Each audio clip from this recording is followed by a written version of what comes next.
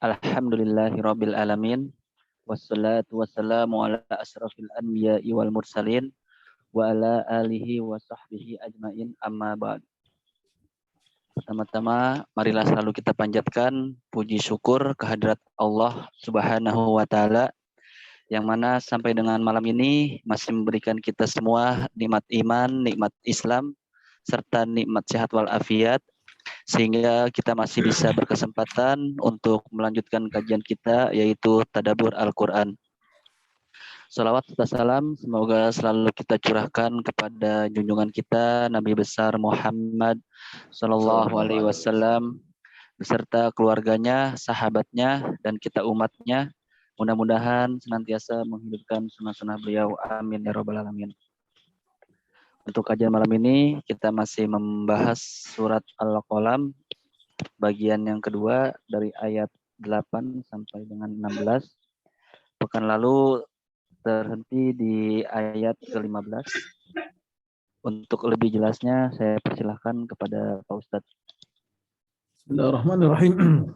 Assalamualaikum warahmatullahi wabarakatuh. Waalaikumsalam warahmatullahi wabarakatuh. Alhamdulillahi rabbil alamin. Wassalatu wassalamu wa afdalut taslim ala khairi khalqillah Muhammadin wa ala alihi wa sahbihi ajma'in amma ba'du. Syukur kita pada Allah Subhanahu wa taala selalu, terutama kita diberi nikmat untuk berinteraksi dengan ayat Al-Quranul Karim. Kita diberi nikmat untuk mempelajari sebaik-baik ucapan, sebaik-baik kalam. Kita diberi nikmat untuk taqarrub ilallah melalui firman-Nya. Setiap pekan dengan izin Allah kita bisa hadir di majelis ini meskipun virtual.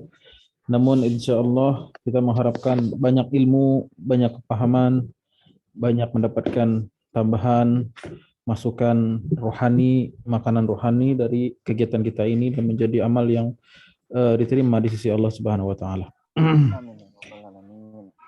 Salawat dan salam pada junjungan kita Nabi Muhammad sallallahu alaihi wasallam yang telah menyampaikan dan mengajarkan Al-Qur'an.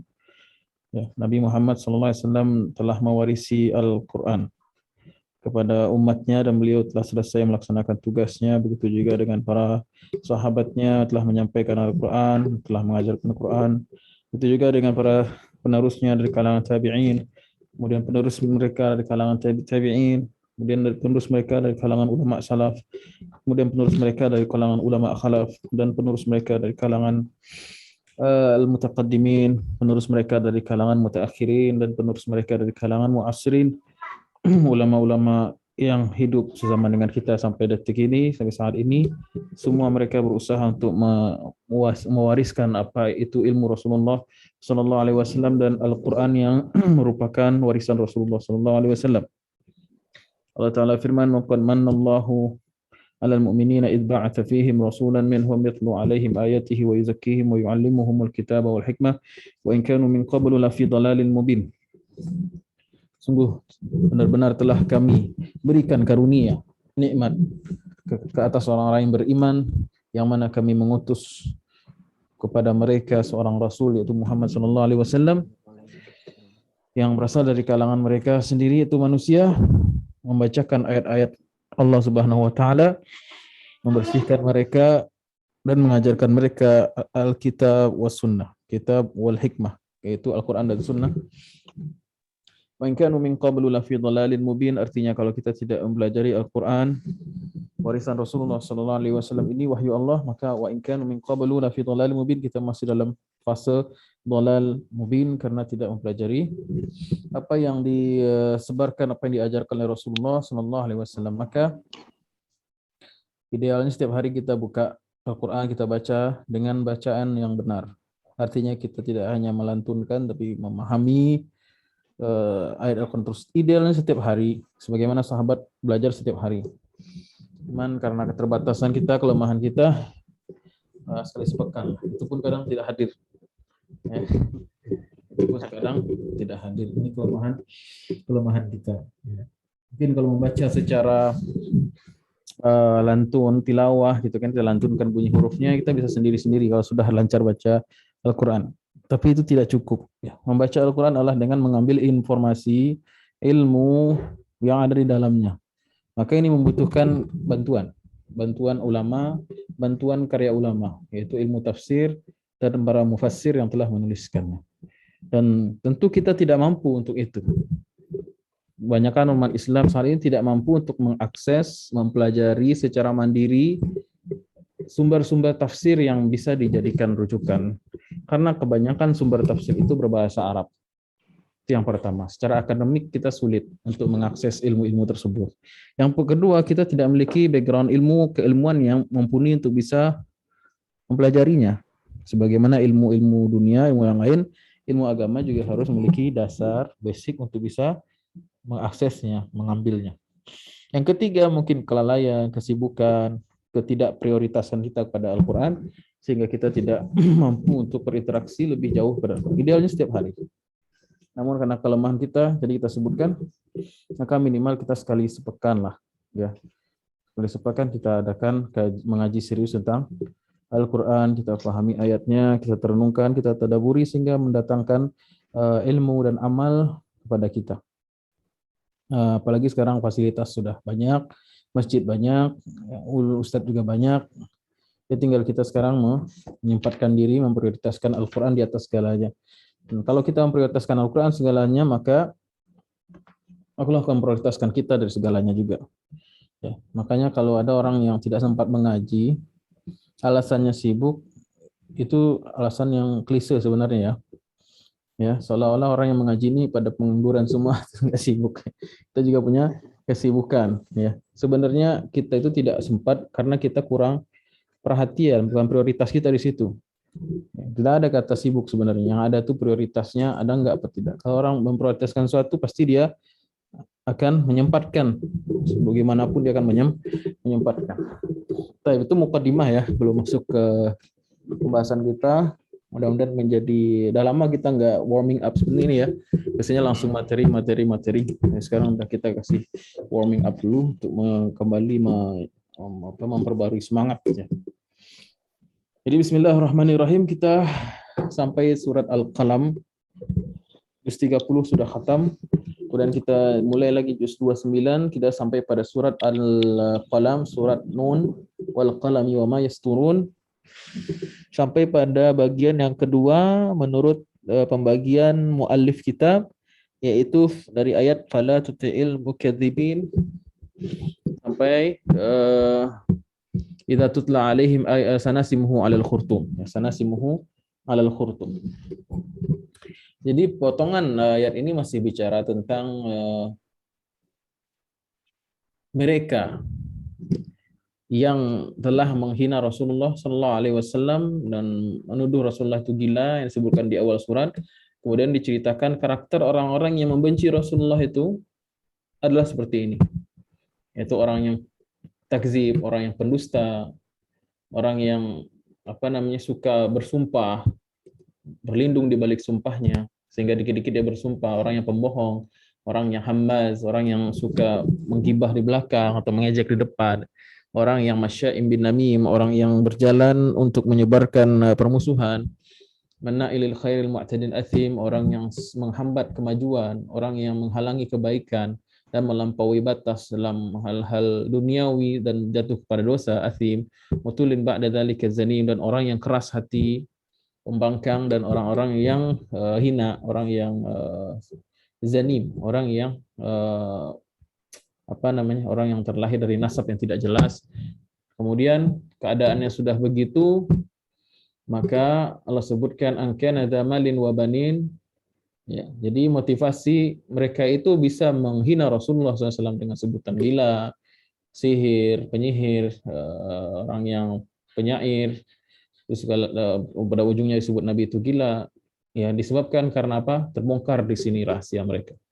Apa yang menyebabkan mereka itu tidak menerima ajaran Islam, yaitu angkana malin wa banin. Apakah disebabkan karena mereka punya seiprit harta, punya secuil dunia, lalu dengan itu mereka merasa terganggu kepentingannya, lalu menolak kebenaran, bahkan tidak hanya menolak, bahkan menghina orang-orang yang memperjuangkan kebenaran tersebut, padahal mereka tidak bercermin kepada diri mereka sendiri, lihat diri mereka. Mereka itu tukang sumpah, pengecut, kemudian mereka itu rakus, mereka itu keras hati. Disebutkan 9 sifat di sini yang telah kita bahas pada pertemuan sebelumnya. Kemudian bahkan Allah sebutkan rekam, abadikan bagaimana penolakan mereka terhadap ayat Al-Qur'an ketika dibacakan. Idza tutla alaihim alaihi ayatuna qala asatirul awwalin. Kalau dibacakan ke atas mereka ayat-ayat kami, ayat-ayat itu kan jamak dari ayat, jamak dari ayat, artinya tanda. Kalau dikemukakan hal-hal yang bisa menghantarkan kepada pengenalan kepada Allah, mereka menyebutkan, mereka menolak dengan alasan yang tidak masuk akal. Qala asatirul awwalin. Orang yang ingin mencari kebenaran itu karakternya, kalau ada indikasi-indikasi yang menunjukkan sesuatu, ya ayat itu kan indikasi, tanda, maka dia akan ikuti itu secara insaf atau secara fair, Itu ciri-ciri orang yang ingin kebenaran. Tapi kalau ciri-ciri orang yang ingin menghindari sesuatu, maka dari awal dia sudah bikin gap duluan. Gap itu bisa alasan yang dibuat-buat, bisa tuduhan, bisa ya banyak alasan lah. Kalau memang tidak ada keinginan sesuatu, akan muncul 1000 alasan. Apa peribahasanya, Dok? Kalau memang apa? Kalau dibelah, cermin itu nggak nyambung. salah nggak nyambung. Ya, kalau orang memang sudah dari awalnya ingin menolak, maka akan ditutup dari awal itu. Makanya disebutnya kafir, orang yang menutup. Orang yang menutup. Apa kata Allah di sini? Qala, mereka berkata, asatirul awwalin. Ya, kisah-kisah Al-Qur'an yang disebutkan atau ayat yang dibacakan pada mereka dari firman Allah Subhanahu wa taala yang tadinya itu adalah indikator-indikator yang bisa menghantarkan pada hidayah, mereka serang. Mereka bikin citra yang buruk, dan ini tabiat sampai sekarang masih dimiliki oleh orang-orang yang benci Islam, ya enggak? Mereka bikin framing, mereka bikin apa istilahnya, opini, mereka bangun, mereka kembangkan, ya, mereka gembor-gemborkan di buzzer, sehingga Islam itu di mata publik bisa menjadi jelek, ya, dan banyak orang yang terpengaruh dengan itu, ya, dan banyak sekali orang yang terpengaruh dengan itu, misalnya orang-orang Barat, sehingga muncullah Islamofobia dan lain sebagainya. Tapi ketika mereka sebagian yang berani kemudian datangi negeri-negeri Muslim, mereka tidak temukan framing media seperti itu. Ternyata justru negara yang paling aman, negara yang paling santun, paling baik keramahannya, negara-negara Islam, negara-negara Muslim mayoritas. Nah, jadi penyebutan ungkapan-ungkapan orang kafir dalam Al-Qur'an atau ujian-ujian yang menimpa Rasulullah SAW ini bukan hanya milik pada zaman ayat ini turun. Artinya ini harus dikontekstualisasi. Artinya udah banyak banget. Artinya kejadian yang serupa akan terjadi kembali. Berjarah akan berulang. Karakter orang kafir dari dulu ya begitu-begitu aja. Cuman karena kita nggak baca Quran, kita ngerasa, kok ada ya orang Islamofobia? Kok ada orang yang nuduh Islam? Kenapa? Berarti kita nggak ngaji. Dari awal memang udah begitu disebutkan dalam Quran. Kok ada orang yang bakar Quran? Kok ada orang yang menghina Quran? Itu udah disebutin. Qala asatirul awwalin. Kurang menghina apa itu? Ya kan? Kok ada yang memfitnah tokoh-tokoh umat Islam dan ulama? Nggak wajar. Disebutkan Al-Quran. Karena kita kurang baca. Ya. Kok dakwah kita dituduh seorang orang yang memperjuangkan Islam, kok dituduh macam-macam, diserang segala macam. Disebutkan Nabi aja disandingkan Nabi dengan gila coba kan. Berartinya itu kan terulang. Wa nun wal qalami wa ma yasturun. Demi pena yang akan mencatat seluruh data sejarah akan terus berulang seperti itu. Kejadian ini akan berulang itu. Bahkan Allah bersumpah dengan alatul kitabah, alat untuk menulis. Hal ini menunjukkan bahwasanya keabadian atau perseteruan ini akan begitu terus karakternya hingga hari kiamat. Kemudian apa kata Allah? Sanasimuhu alal khurtum. Asimah artinya tanda, sign. Dan kami akan menandainya di atas khurtum. Sanasimuhu alal khurtum. Dan kami akan memberi tanda di atas atau pada khurtum. Apa itu khurtum? Hidung. Hidung, ya betul. Kalau dalam terjemah hidung ya, Indonesia ya. Khurtum itu sebetulnya ada beberapa makna. Khurtum itu bisa bermakna hidung, tapi tidak lazim dipakai untuk manusia. Maksudnya hidung hewan. Kalau khurtum itu biasanya dipakai untuk hidung gajah, hidung babi. Ya, hewan itu yang setahu saya. Jadi kalau disebut khurtum dalam bahasa Arab itu biasanya merujuk kepada hidung hewan yaitu gajah dan babi. Ya. Kalau disebut khurtum pada manusia itu bisa bermakna penghinaan. Sanasimuhum alal khurtum, dan kami akan menandai mereka pada belalai-belalai mereka. Kalau bahasa kasarnya apa itu Jawa ya? Bahasa ini apa bahasa Betawinya, Dok? Congor. Akan kami tandai pada congor mereka. Gitulah kira-kira. Nah, berarti ini adalah kata ulama, ini adalah ablaq al-ihanah. Ya. Apa kata nih? Faqala fit tazyili wa raghima anfu fa'ubira bil wasam al khurtumi an ghayatil isdali wal ihana. Berarti benar-benar ini menunjukkan penghinaan kepada mereka. Yang menghina bukan Rasulullah sallallahu alaihi wasallam, tapi Allah Subhanahu wa taala sendiri. Ya, bukan karena Allah menghina mereka, tapi merekalah yang membuat diri mereka hina. Sebab apa? Karena mereka menolak kebenaran, bahkan malah membenci, bahkan menghina penyebar kebenaran seperti Rasulullah SAW yang disebutkan pada ayat sebelumnya. Nah itu. Jadi kemudian ada yang memaknai khultum itu dengan pemimpin. Karena kalau disebutkan dalam bahasa Arab kharatimul qaum, artinya pemuka kaum. Nah, jadi apa namanya disebut sanasimuhu al-khurtum, berarti akan kami tandai kepada pemuka kaum tersebut. Dan ini cocok dengan konteks ayat ini ketika turun, yaitu pemuka-pemuka Arab Quraisy yang kafir. Siapa saja itu mereka? Ini riwayatnya banyak. Ada yang mengatakan ayat ini turun kepada Al-Walid bin Mughirah. Kemudian ada yang mengatakan ini Al-Akhnas bin Syariq. Ada yang mengatakan ini Al-Aswad bin Abdu Yaghus. Ada yang mengatakan Abdurrahman bin Al-Aswad. Ini nama-nama orang kafir ya. Jangan jadi nama anak nanti ya. Bagus Ustaz, nama Ustaz. Jangan, ini nama orang kafir. Ya, Al-Akhnas bin Syariq. Kemudian Al-Walid bin Mughirah. Kemudian Al-Aswad bin Abdi Yaghus. Si hitam anaknya hamba berhala. Al-Aswad bin Abdi Yaghus artinya kan si Pak Hitam anaknya hamba Yaghus. Yaghus itu nama berhala. Jelek banget namanya. Abdurrahman bin Al-Aswad ini bagus namanya, cuman dia orang kafir. Kafir Quraisy. Ya. Kemudian itu maknanya. Kemudian ada tambahan dari Imam Al-Fakhr.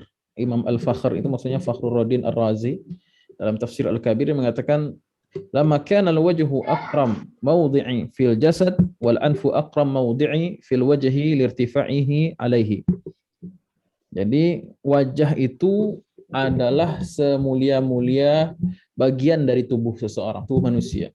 Dan hidung itu adalah semulia-mulia bagian dari wajah.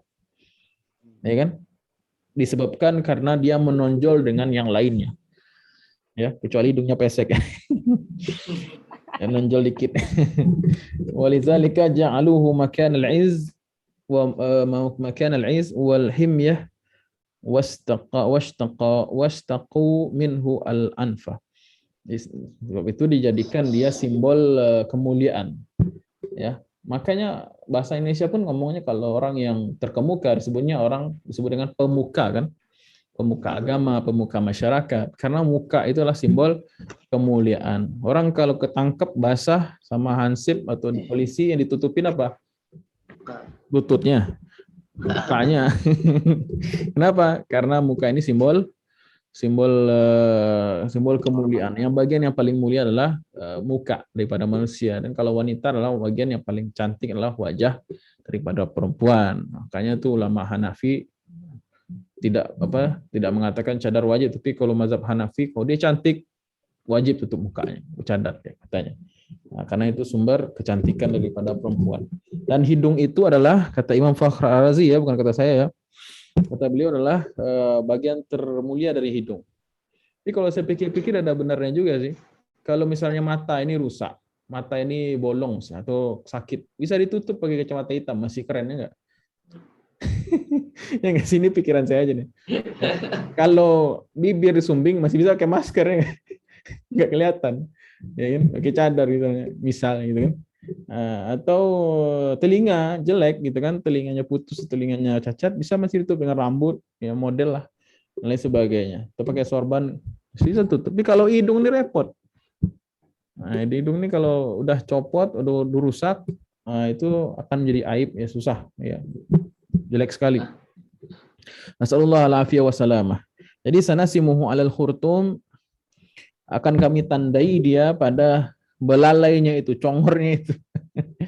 Itu mereka itu adalah pemuka-pemuka Arab Quraisy yang menghina Rasulullah SAW habis-habisan, menyiksa bahkan membunuh kaum muslimin. Mereka membunuh hanya karena mereka mengucapkan la ilaha illallah. Mereka menolak Islam hanya karena dunia yang sedikit, angkana zamalin wa banin. Sehingga mereka menolak kebenaran tersebut dengan alasan yang sedikit, yang remeh, bahkan menyakiti orang-orang yang perjuangkan kebaikan. Ya, kalau kita tahu bahwasanya syariat Islam dulu di Makkah itu nggak banyak bicara tentang sholat, nggak ada hukum-hukum seperti bayar zakat, haji apalagi umroh, nggak ada. Yang ditegakkan Rasulullah ketika di Makkah 13 tahun itu hanya tauhidkan Allah dalam ibadah. Kemudian apalagi? Hapus kesenjangan sosial, tolong orang-orang yang lemah, jangan berbuat zalim, hilangkan kapitalis. Itu yang disuruh Rasulullah SAW. Nah, makanya kalau kita baca tafsir Quran, terutama ayat-ayat yang bicara tentang yang ayat-ayat yang bersifat makkiyah atau sebelum hijrah, ya, maka kita temukan itu kebanyakan berbicara tentang pembebasan budak, ya, fakku raqabah au it'amun, atau memberi makan, kemudian memperhatikan nasib-nasib anak yatim dan lain sebagainya, sifatnya sosial. Maka hal yang begini ini tidak disukai sama orang-orang yang punya kepentingan itu terganggu, gitu, orang-orang Arab Quraisy. Ya. Jadi itulah syariat Islam di awal-awal di Mekah yang tidak disukai oleh orang-orang yang punya kepentingan, yang punya kekuasaan, yang sudah punya pengaruh. Ya. Karena mereka terganggu kepentingan mereka. Angkana zamalin wa banin. Apakah itu yang mereka kemukakan, atau sebab itukah mereka bisa menolak kebenaran hanya karena setitik ya, cipratan harta yang mereka punya? Ya, iza tusla alaihi ayatuna qala asatirul awwalin sanasimuhu alal khurtum. Jadi intinya orang-orang yang disebutkan karakternya 9 karakter itu yang disebutkan di awalnya itu kullu halaf mahin hammas masyaimin namana al khair mutadin azim mutul, kemudian zanim, itu adalah akibat disebabkan karena mereka menghina Rasulullah SAW dan menolak dakwah. Jadi kalau orang yang ingin kehinaan, boleh, caranya paling instan itu adalah dengan menghina Rasulullah. Itu biasanya cash, itu Allah kasih kehinaan. Orang yang menghina dakwah Islam, menghina simbol-simbol Islam seperti Rasulullah SAW, puncaknya adalah Rasulullah SAW, maka tidak lama dia akan dihinakan oleh Allah Subhanahu Wa Taala. Ditandai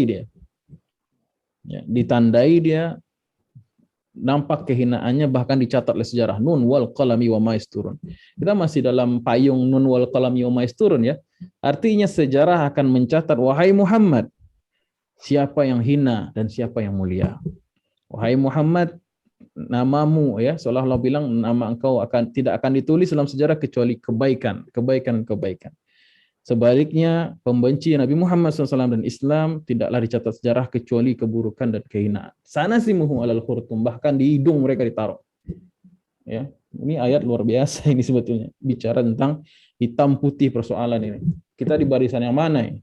Kita barisan yang mendukung dakwah Rasulullah apa di istilah tutla alaihi ayatuna qala asatirul awwalin.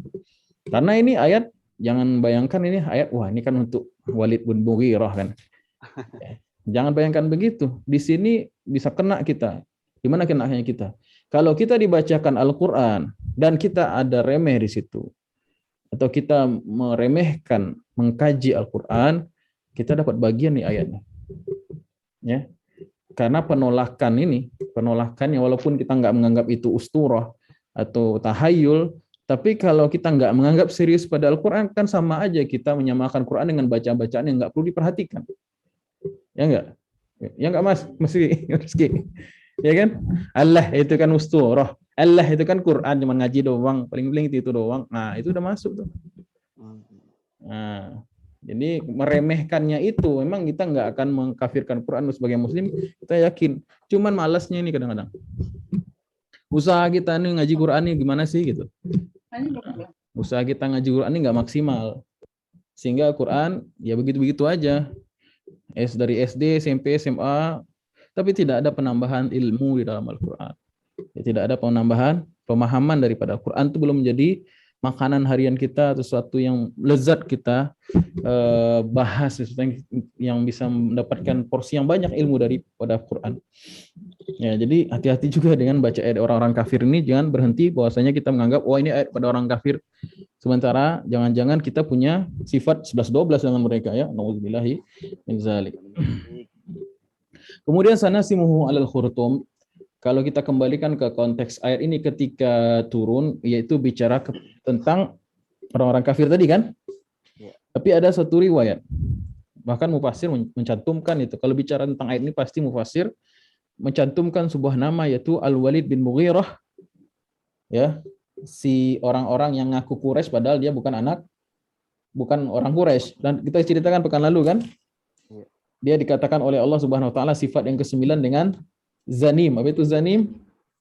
Nggak jelas. Ketahui keburukannya. Ada 3 makna.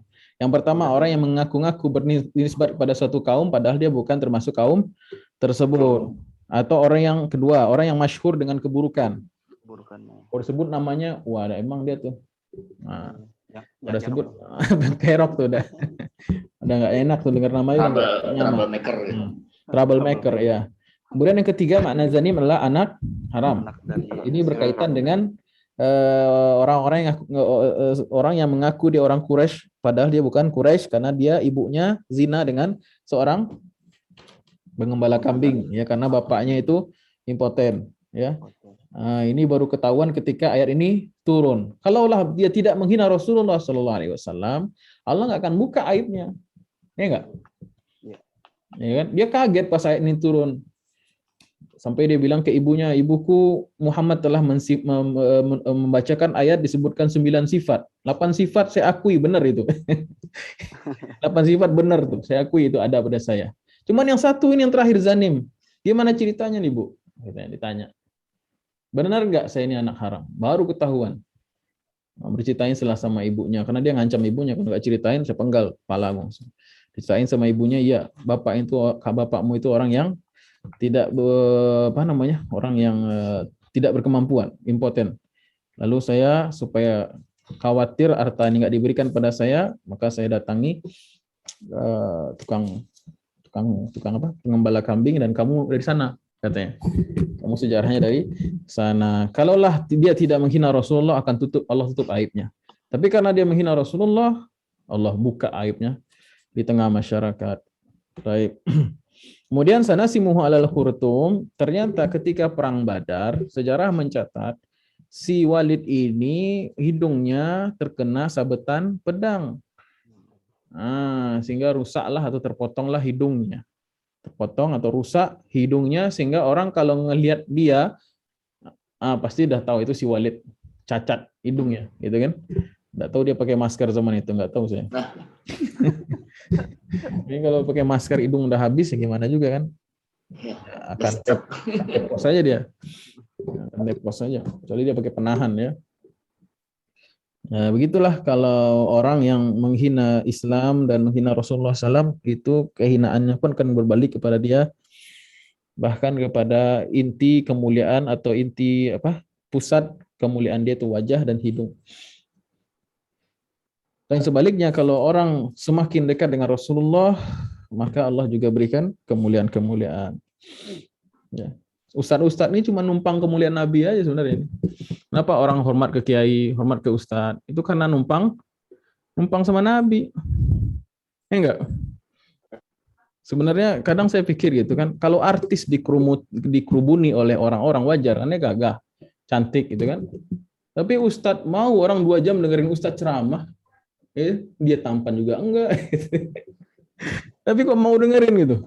Itu karena hidayah dari Allah dan warisan Rasulullah SAW, itu aja. Kita nih, apalagi ustadz-ustadz ya, itu cuma nebeng kemuliaan Nabi aja itu.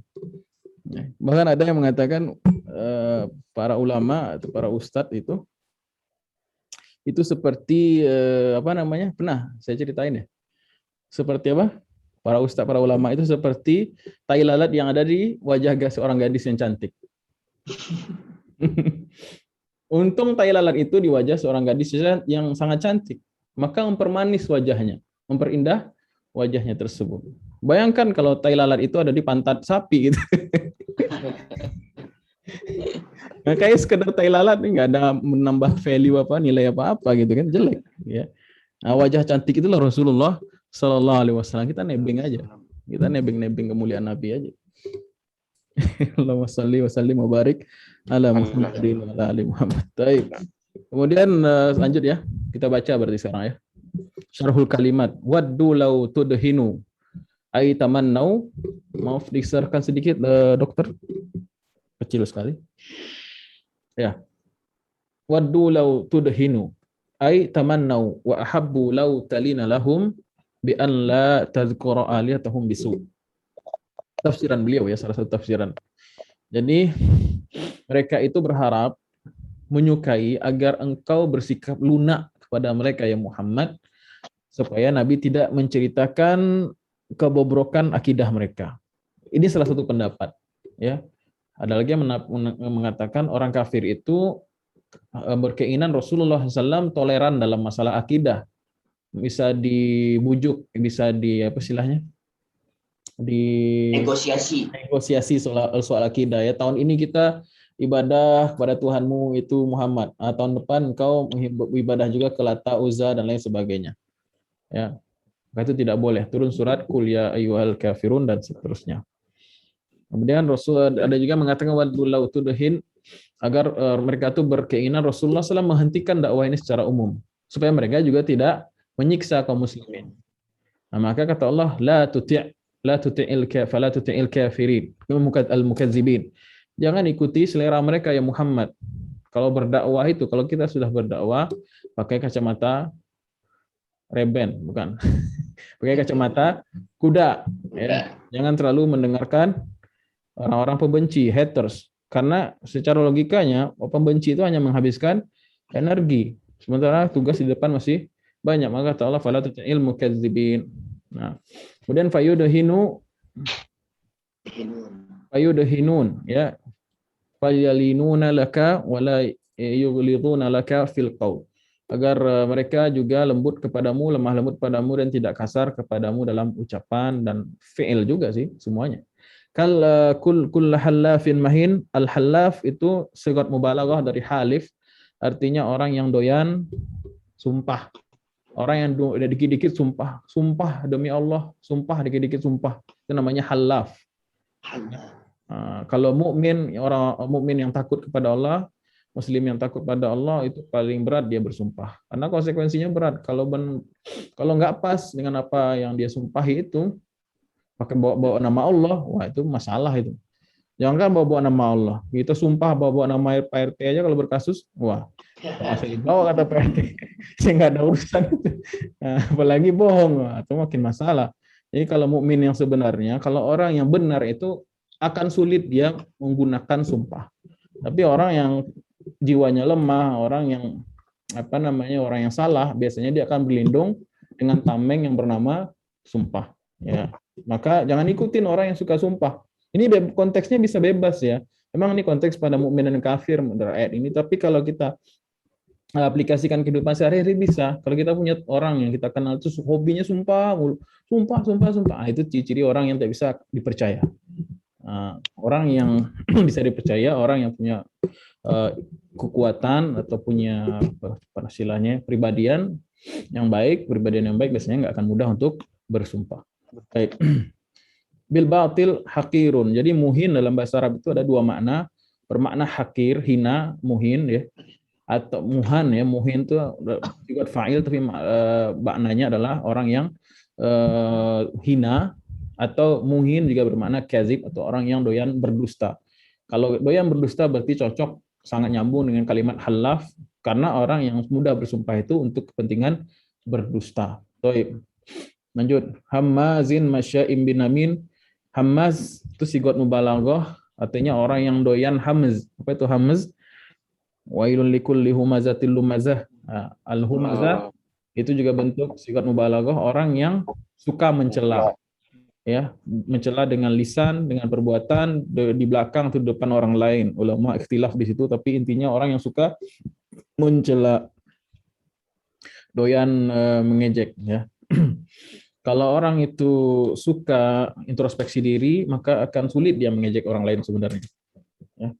Tapi kalau orang yang memang suka mengejek itu punya biasanya dia punya kekurangan yang lebih daripada orang yang dia ejek biasanya.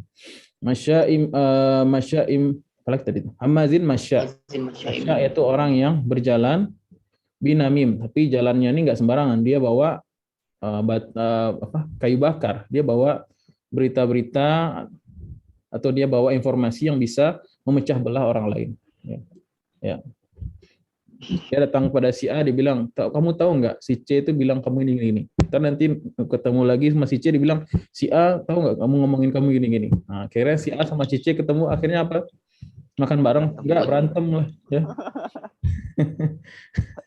Nah, itu kerjaan itu. Orang kayak gitu tinggalin. Ya. Kalau ada teman yang begitu sifatnya, tinggalin. Yang tukang kompor lah istilahnya, mulutnya itu lebih panas dari kompor, tinggalin. Tukang sumpah, apalagi tadi tuh. Tukang sumpah, kemudian suka mencela, kemudian kemana-mana jadi kompor, tinggalin tuh yang kayak gitu. Mu'tadin asim, mu'tad artinya orang yang berlebihan, melampaui batas. Ai alan nasi. Kemudian hammaz masyaiman ai ayab tukang mencela orang lain, aib orang lain gitu. Disebutin sama dia al-mughtab, orang yang ya sama maknanya. Mu'tad yaitu ai alan nasi bi adiyatihim fi anfusihim wa amwalihim. Ini orang yang berlebihan dalam mengkonsumsi sesuatu. Ya. Tapi di sini dimaknai oleh beliau orang yang zalim. Jadi di sini mu'tad banyak tafsiran. Kalau kita buka tafsir Ibnu Katsir, buka tafsir yang lain, buka tafsir yang ini dan itu, maka di situ ulama banyak sekali menampilkan beberapa pendapat. Intinya al-mu'tad orang yang zalim. Yang saya sebutkan ini adalah udah intisarinya lah ya. Kemudian orang yang zalim atau mu'tad orang-orang yang berlebihan dalam hidup di dunia, makannya berlebihan, tidurnya berlebihan, perbuatannya semua berlebihan gitu. Sehingga dia terjebak kepada dosa asim. Kalau berlebihan dalam halal pun akan menjatuhkan kepada makruh. Berlebihan dalam hal makruh pasti menjatuhkan kepada yang haram. Makanya mu'tad menghantarkan kepada asim. Asim artinya orang yang banyak dosa. Asim yartakibu al-jaraim wal asam. Orang yang terlibat dalam perbuatan kriminal dan maksiat dosa. Punya asim. Ya, teman yang doyan maksiat kita dekatin bukan dalam rangka apa-apa melainkan untuk dakwah ya. Bukan berarti kita membenci orangnya ya, tapi kita nasihati, kita dakwah. Kemudian tapi jangan jadikan teman akrab karena akan mempengaruhi diri kita. Baik. Utul maknanya jadi ba'da zalika zanim. Udahlah utum ba'da zalika udahlah utul dan zanim lagi.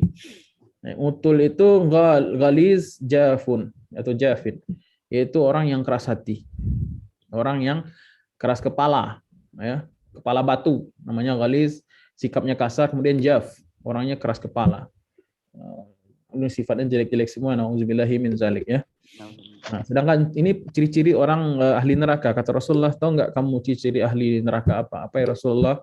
Kata Rasulullah, orangnya itu keras kepala, keras hati, kemudian sikapnya kasar. Itu ciri-ciri peneraka. Sedangkan ciri-ciri ahli neraka, ahli surga apa? Lembut. Hayyin, ya, orangnya itu lembut. Orangnya itu lembut, lemah lembut, tidak suka dengan kekerasan, keras dan lain sebagainya. Ya.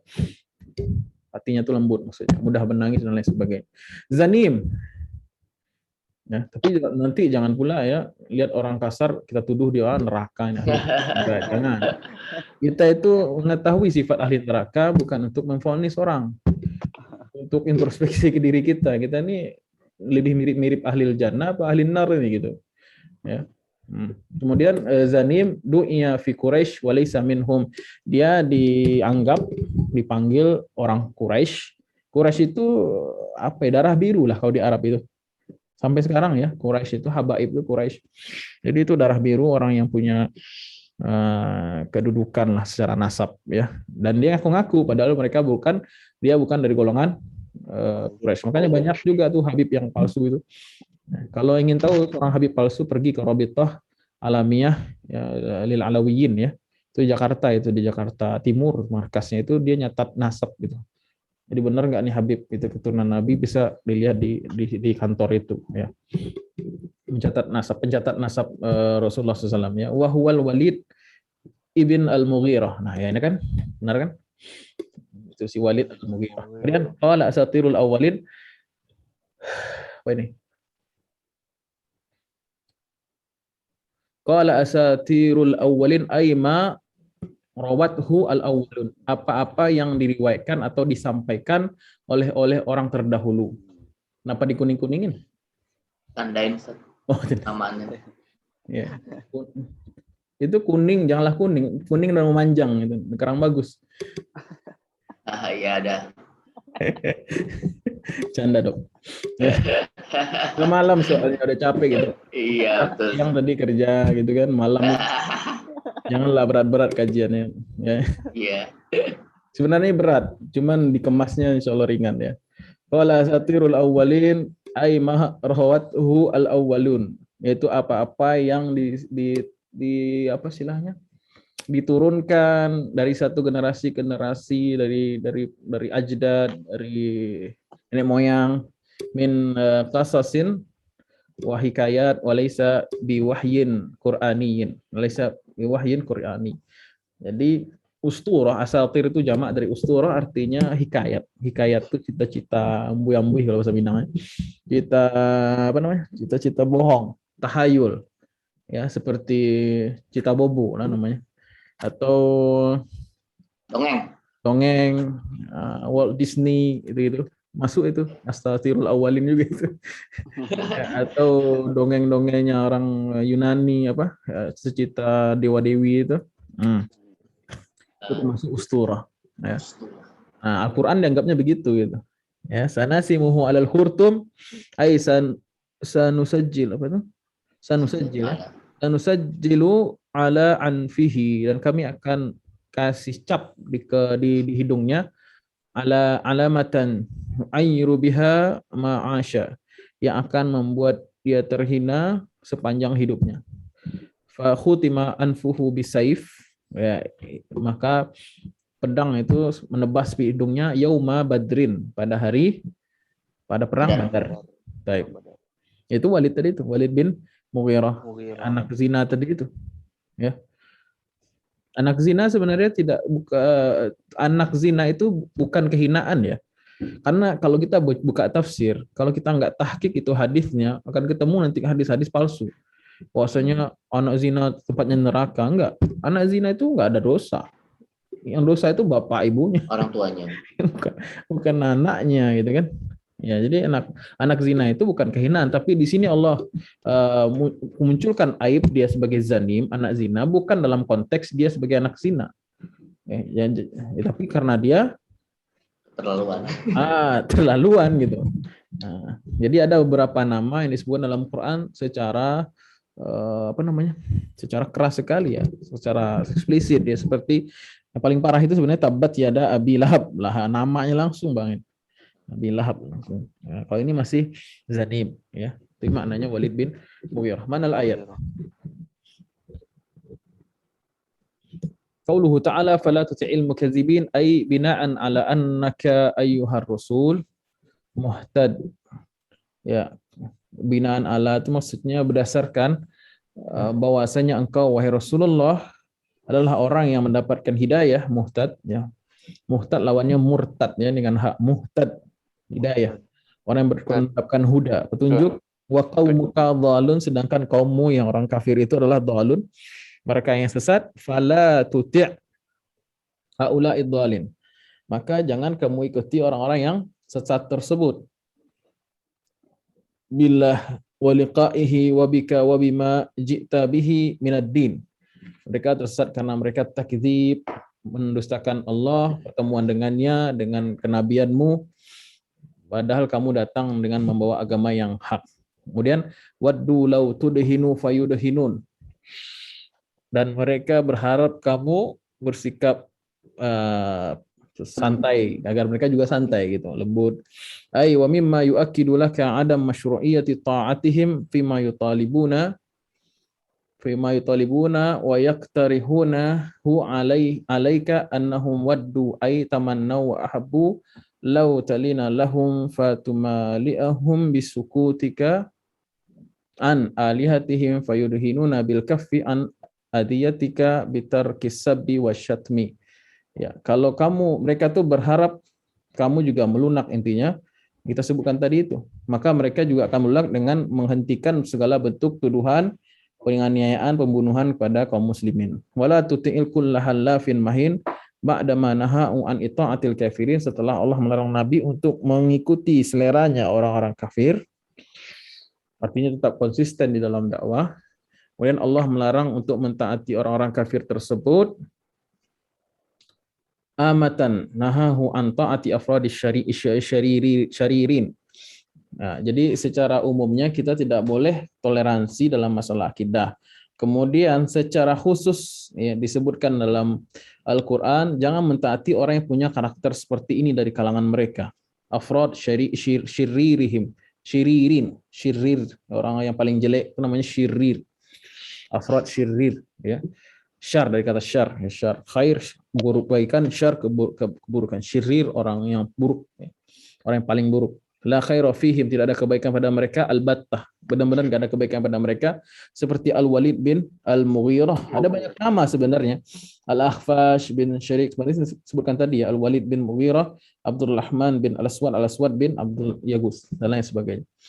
Kemudian faqala la tuti' kulla halafin mahin katsirul halafi. Orang yang doyan sumpah bil batil ya, dengan kebatilan, bukan kebenaran. Mahin ay hakir. Ini salah satu tafsiran ya, orang yang hina, mahin atau kazib, kata Imam Ibnu Katsir, maknanya adalah Ibnu Katsir ya, maknanya adalah al-kazib, orang yang pendusta. Ammas yaitu ayyab, orang yang pencela ya, pencela Rasulullah, pencela Islam dalam konteks ini. Masya'an bi manamin ay mughtab, namam, yanqul al-haditha ala wajhil ifsad. Jadi namam itu diancam sama Nabi SAW, la yadkhulul jannata an-namam ya, atau kamakal, tidak akan masuk surga orang yang hobi fitnah atau adu domba orang lain.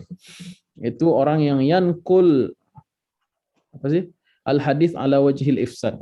Jadi dia membawa informasi tapi berpotensi informasi yang dia bawa itu untuk memecah atau membuat kerusakan.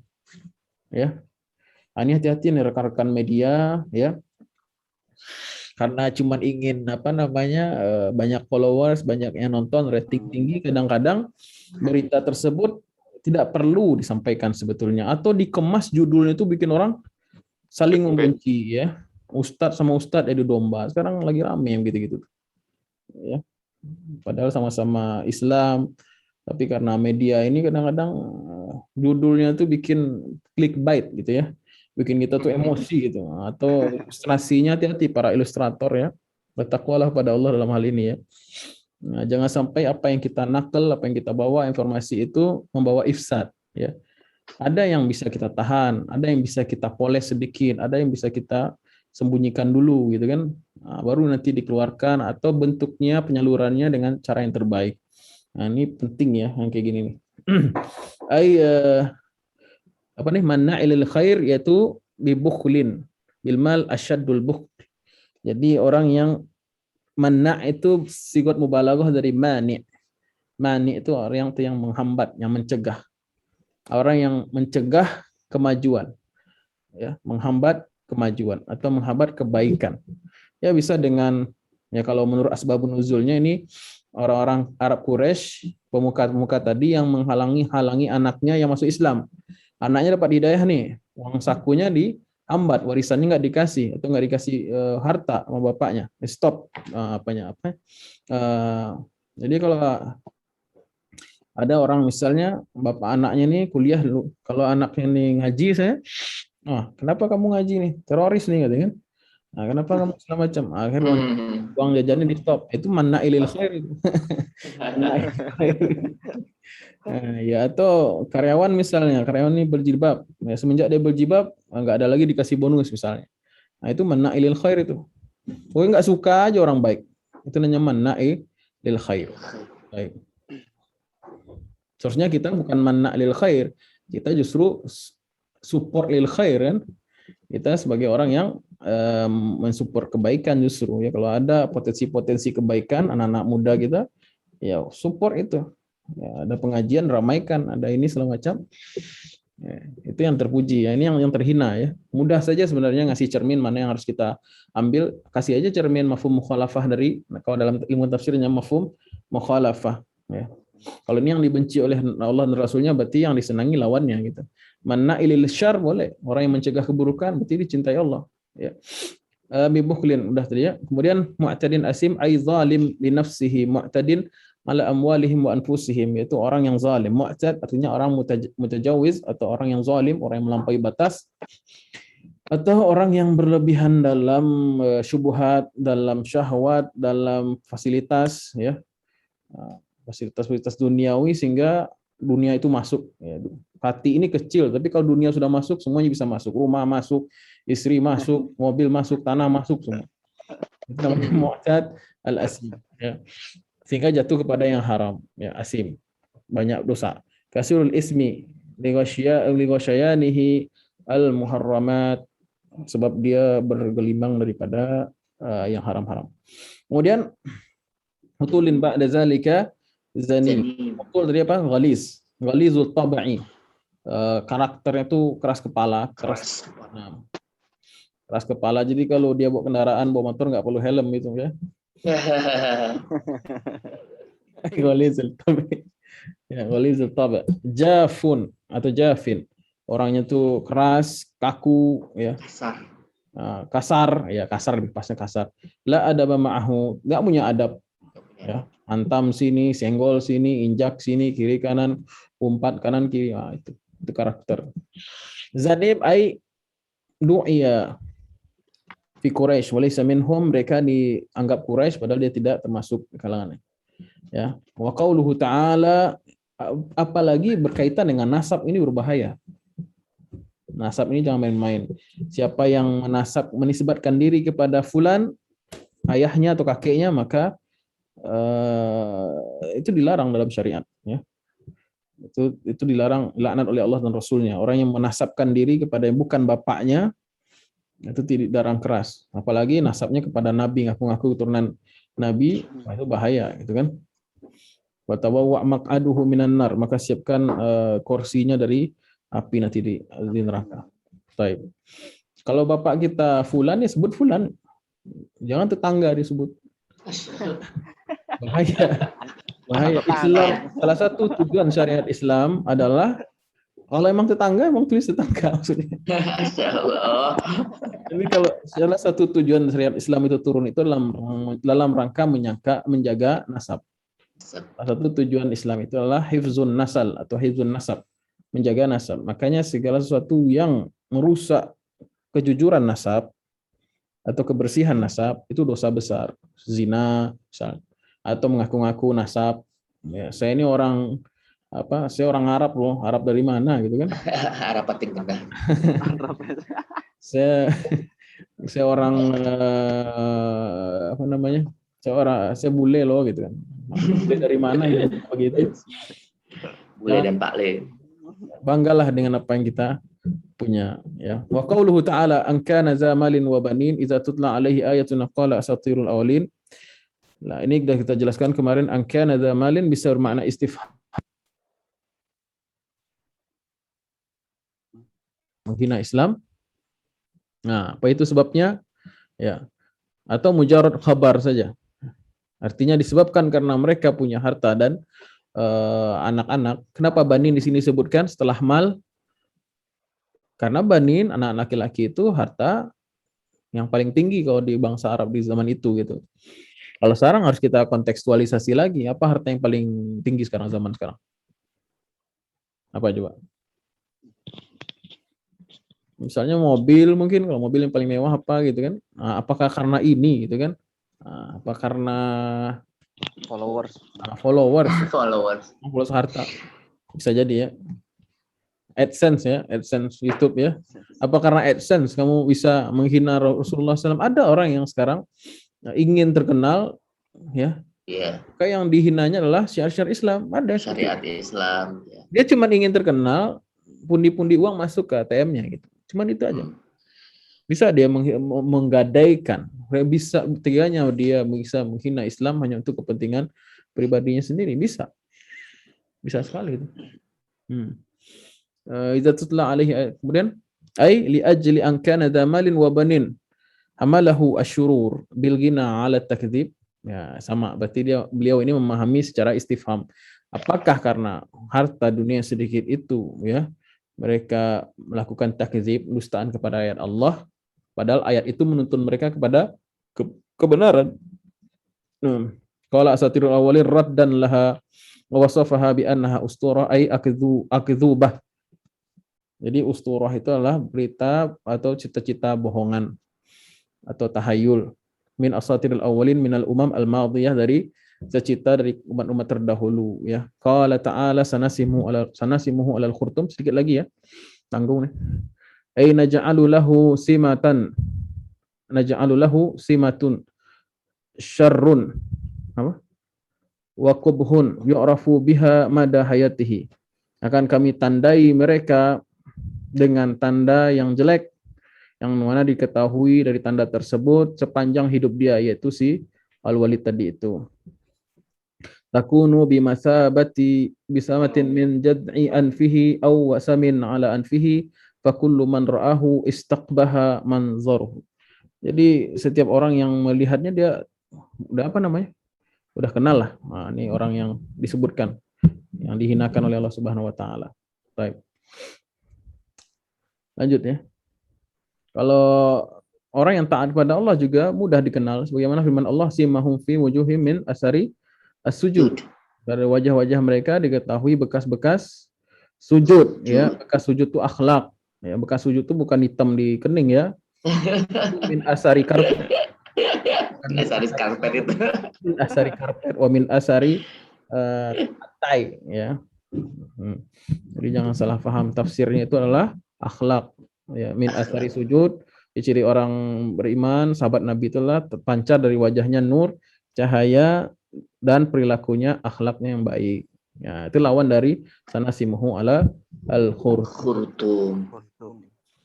Lanjut, min hidayatil ayah tandid bi ashabi saf. Kita lanjutkan ke depan aja ya, soalnya ini banyak harus diuraikan ini. Insyaallah. Baik, terima kasih Ustadz atas pembahasan malam ini. Kepada para jamaah, sesi diskusi dan tanya jawab dibuka. Tanya Ustadz. Ya, silakan.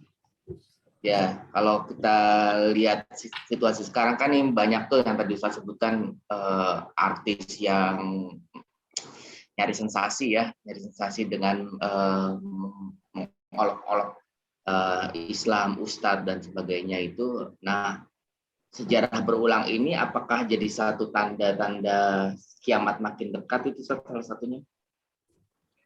Ya, kiamat memang sudah dekat. Salah satu tanda kiamat dekat itu kelahiran Nabi Muhammad SAW, sudah tanda kiamat dekat. Jadi kita belum jadi bahas itu ya. Hari kiamat dan tanda-tandanya, asyratul yaumil qiyamah ya. Belum jadi. Mudah-mudahan nanti ada kajian khusus yang membahas tentang ciri hari kiamat berdasarkan hadis-hadis yang sahih. Ada bukunya, sudah ada bukunya, tinggal baca aja, tinggal presentasi. Jadi bisa jadi satu itu ya tanda-tandanya ya. Ya. Makin gencar soalnya sekarang tanda-tanda orang-orang itu. Iya, karena bahkan orang Islam sendiri lagi.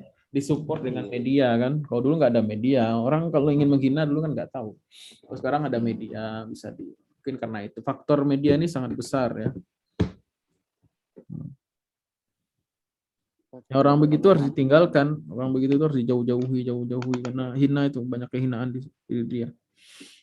Intinya variabelnya kalau orang itu menghina Rasulullah itu akan dihinakan dan jauh-jauh dari orang seperti itu. Kalau ada orang yang memuliakan Rasulullah, dekat-dekati orang seperti itu. Ada nanya di chat nih, Syekh Rizky nanya, Syekh Rizky. Contoh. Enggak benar, tanya benar Ustaz. Kita doakan hidayah saja ya. Kita doakan hidayah, mudah-mudahan mereka seperti itu, artis-artis mungkin dia tobat. Kita doakan saja. Nggak ada ruginya doa kan? Nggak ada ruginya doa. Kata malaikat walaka dan kau juga. Kita doakan saja mudah-mudahan. Karena kita khawatir orang-orang seperti itu. Jangankan suuzon kepada Rasulullah atau menghina syiar Islam, suuzon pada seorang Muslim saja itu penyebab su'ul khatimah. Kalau enggak su'ul khatimah, kalau enggak dia mendapatkan musibah dalam waktu yang dekat. Bahaya situasi seperti itu. Menghina syiar-syiar Islam itu bahaya. Seperti orang yang membenturkan kepalanya di batu karang. Siapa yang pecah? Kepalanya. Ya. Helm dulu kalau pakai helm ya. Ada jawabannya. Ustaz, di chat ada pertanyaan Ustaz. Ya, silakan apa tuh? Silakan baca aja ya. Syekh Rizky yang nanya Ustaz. Ya Itu salah. langsung. Ya, ahwat aja. Izin bertanya, tabiat orang kafir dari zaman Rasul sampai sekarang selalu bermusuhan dengan orang Muslim. Apakah itu petanda orang-orang kafir takut sama kekuatan bangkitnya Islam, terutama di negara Barat banyak orang yang menjadi mu'alaf? Ya orang kalau dia boleh jadi karena takut. Orang takut itu panik ya. Panik itu biasanya apa aja dilakukan ya. Tapi secara garis besar memang tabiat orang-orang yang kafir memang begitu, orang yang menolak Islam memang seperti itu ya. Kejadian ini akan berulang terus dalam Al-Quran, bentuknya seperti ini akan selalu tercermin apa namanya istilahnya. Jadi cara akan berulang lagi, bentuknya aja yang harus kita kenali, kita kenali itu bentuk-bentuknya. Nah, masalahnya kadang kita nggak ngerti konsep Quran yang sudah mengajarkan dan kita juga nggak bisa mengidentifikasi ya, di lapangan gimana. Akhirnya ya tenang-tenang aja gitu. Akhirnya ya udah nggak mikir apa-apa gitu. Ya orang yang nggak tahu apa-apa nggak mikir apa-apa gitu. Yang repot kan orang yang tahu. Nah, kalau mau hidup tenang ya nggak usah tahu apa-apa gitu. Nah, gitu. Tapi kita wajib belajar Quran. Ya, wajib belajar Quran dan memperhatikan kondisi umat Islam itu wajib. Ya, janganlah. Lanjut. Syekh Didi lama nggak nanya. Biasanya Pak Darwin nih. Oh iya Pak Darwin. Ada Pak Darwin ya udah. Alhamdulillah datang Pak Darwin. Ya alhamdulillah. Tamu agung. Enggak lagi berapa kali absen. Udah juz 29 Pak. Iya, udah juz 29. Ustadz, itu yang lagi rame diperbincangkan di apa tentang ceramah dari seorang Buya itu. Ya. Apa namanya? Ar-Razi Hashim. Iya, Ar-Razi Hashim yang di Mabes Polri. Oh iya. Bahwa agama Islam itu belum sempurna. Oh, bukan Buya Ar-Razi itu, Buya Bukan. Syakur. Syakur. Nah, itu sampai begitu pemahamannya. Tapi begitu saya lihat di literatur dia jejak digitalnya, memang dia sarjananya hanya sastra Arab, kemudian seni, kemudian S2-nya di Tunisia juga. Tapi nggak pernah belajar tafsir dan nggak ada bukan sarjana dari tafsir dan hadis. Tapi kok bisa sampai berani menafsirkan seperti itu ya? Ya, gimana ya Pak ya? Repot. Kalau saya cenderung begini Pak, kalau menanggapi seorang tokoh ya, kalau saya perhatikan sudah lama kenal dengan Buya Syakur itu. Buya Syakur. Jadi kalau saya perhatikan selama ini nggak ada masalah, justru baik-baik saja gitu. Apa yang beliau sampaikan tuh baik-baik. Saya juga kaget ketika nonton video itu ya. Saya cuma dapat potongannya kalau tidak salah. Yang pertama sih nggak nonton dari awal ya kan, nggak lengkap lah ceramah beliau itu. Yang kedua, itu kalau di dunia akademisi Islam atau sejarah Islam, para ulama itu punya istilahnya keterpelesetan kata. Kalau dianggap itu salah ya. Kalau itu salah itu namanya terpelesetnya lidah ulama. Itu suatu yang maklum sebenarnya. Kalau kita buka buku-buku fikih atau buku-buku fatwa ulama dari zaman dulu sampai sekarang, istilahnya saya lupa istilah Arabnya itu. Keterpelesetan ulama itu hal yang lumrah. Ya. Justru menunjukkan kealiman. Justru menunjukkan juga manusia gitu. Justru menunjukkan kealiman seseorang, ketinggian ilmu seseorang itu biasanya dia banyak salahnya, terpelesetnya. Bukan banyak, dia akan terpeleset dalam 1-2 perkara. Tapi kalau terlalu terpeleset itu mah bukan ulama, itu emang dasarnya keliru, sesat ya. Ya jadi saya menyangka yang pertama, saya nggak melihat nonton itu secara full. Kita harus hati-hati sekarang, potongan-potongan video itu berbahaya. Ya, ada orang-orang yang sengaja mengadu ustadz dengan ustadz yang lain, ya. Hanya dengan potongan-potongan video, itu berbahaya kan, memecah belah umat gitu, yang jelas. Boleh nggak setuju, tapi nggak boleh membenci orangnya, gitu kan. Kemudian itu yang pertama, yang kedua saya nggak nonton. Yang pertama saya nggak nonton full. Yang kedua, kalaupun itu salah, saya anggap itu sebagai terpelesetannya seorang alim atau seorang ulama. Seorang tokoh terpeleset itu wajar. Karena bagi yang tidak biasa ngomong di depan public speaking, ya, kalau saya beberapa tahun ini diuji sama Allah dengan sering ngomong di depan publik gitu kan, ceramah, khutbah, kajian, wirid dan lain sebagainya. Memang kalau kita tidak menjaga hati, kemudian kita terpengaruh dengan dunia, itu bisa-bisa atau terpengaruh dengan audiens, itu kadang-kadang menyebabkan kita nggak bisa mengontrol kadang-kadang. Karena psikologi yang hanya bisa difahami orang yang biasa ngomong, Pak. Nah, kadang kita sebagai pembicara itu terpengaruh oleh faktor audiens, keadaan, situasi, tema, sehingga kita tadinya nggak mau ngomong itu, akhirnya terjebak dengan permainan. Misalnya satu kiai diminta pendapat, sementara yang nanya itu 5 pelawak, gimana kira-kira jawaban kiai? Secara psikologis, ya, komunal itu akan mempengaruhi pendapat seseorang yang sendiri. Secara psikologis ada ilmunya itu. Jadi apalagi di media disorot segala macam, beliau nggak siap kondisinya atau kurang fit atau bagaimana, husnuzon saja dalam perkara ini. Dan bahayanya sekarang kalau kita menganggap itu salah dengan salah, kemudian kita membenci individu, padahal beliau ini banyak kebaikannya, mungkin itu tertutupi karena satu tadi. Akhirnya kita terhambat dari hidayah dan lain sebagainya. Jadi ustadz itu bukan nabi dan rasul, kiai bukan nabi dan rasul, pasti banyak kesalahannya. Ya, kalau mencari dai yang sempurna, ya balik lagi 1400 tahun yang lalu ketemu rasul gitu kan.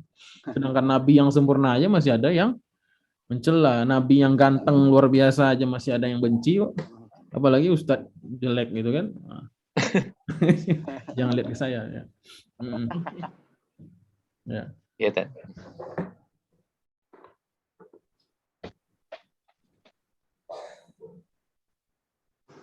Bagus sebenarnya setiap pekan itu kalau kita ada isu-isu kita diskusikan begini kan. Nah, setiap pekan itu ada isu-isu kita diskusikan begini. Insya Allah ada jawaban insya Allah. Udah 19 sesi. Alhamdulillah. Terima kasih kepada Pak Ustadz. Ini terima kasih juga kepada para jamaah atas kehadirannya. Mudah-mudahan kajian ini mendapat keberkahan dan Allah Subhanahu wa taala. Amin. Insyaallah kita bertemu lagi Rabu pekan depan di jam yang sama dan link yang sama. Kita tutup dengan doa penutup majelis. Subhanakallahumma la ilaha illa anta astaghfiruka wa atubu ilaik. Assalamualaikum warahmatullahi wabarakatuh. Waalaikumsalam warahmatullahi wabarakatuh. Ustaz. Iya. Masih. Sama-sama.